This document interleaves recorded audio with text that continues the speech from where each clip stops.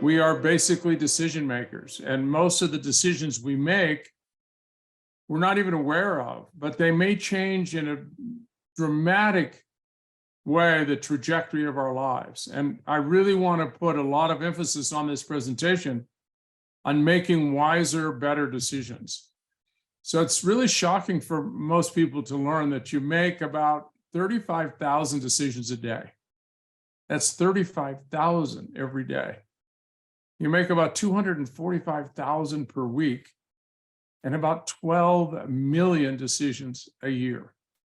And so we're going to talk about slowing the process down and really trying to understand that that's probably our greatest competency as a human being, is our ability to make choices.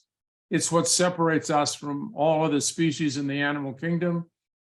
We have the ability to choose our destiny, and it will be because of the choices you make that actually enable that to happen. So here is what it took me an entire lifetime career to get to this understanding. And I'm a research guy, I'm a data guy. I love to look at what does the research community have to say, a legitimate research. And here is the conclusion. The most important coach you will ever have in your life, it's not Siri. Siri can help you. It's the voice no one hears but you. And it holds the future of your life in the advice it gives you. And you know what that is? It's called your inner voice. Every one of us as human beings have this thing we call your own decision advisor that's occupying a part of your brain. We know roughly where it is located, but it comes out Yoda. It's not the Yoda of Star Wars, but it's close. We want it to be a repository of great wisdom and great advice.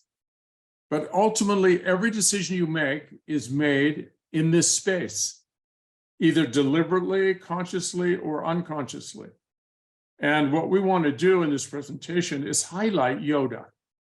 Make sure you understand how to upload the right material to Yoda so that you can, in fact, have the best life possible.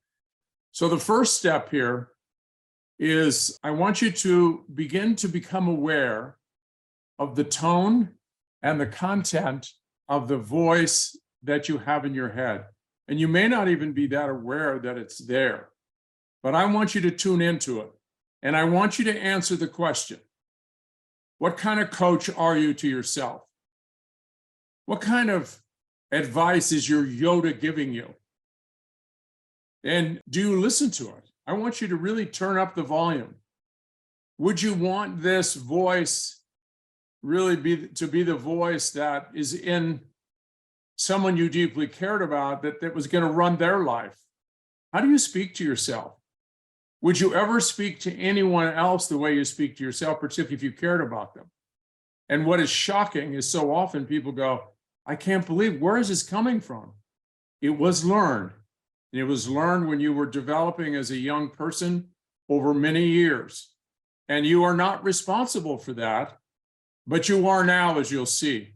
Once you become aware of it, now we can begin to be responsible for how we march this really important inner coach forward. So we also learned that one of the best ways of getting that inner coach, that inner voice, aligned with who you really want to be, that actually has the right stuff loaded in, is by writing. And you coach yourself the way you would coach someone you deeply cared about that was in exactly the same situation that you are. And you're practicing getting your inner voice to be a brilliant advisor. And you listen to it.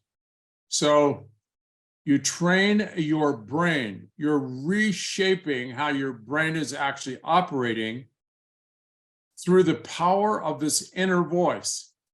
And one of the most powerful ways we learn to do that is with your hand.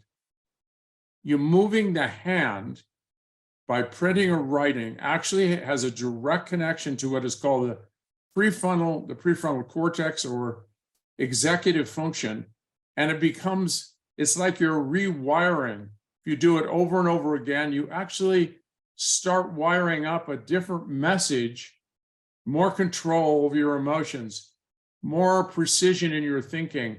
And it starts to build confidence that, hey, wait a minute, I actually can run this show, my show, if I really put my heart and soul into this and getting better. So it's really practice self-coaching. So as I said, you had very little to do with the voice and tone of your inner voice up till now. But I'm going to tell you, I will hold you now accountable. Everyone I work with, from that point forward, they're going to clean up all the riffraff between their ears. They're going to start becoming an outstanding coach, and they're always going to be grading themselves. Hey, was that good coaching advice or not? Am I living up to what I believe is the best standard of coaching that I would want to give anyone I cared about in that situation? And would I be proud if it was projected on a screen so everyone could see it?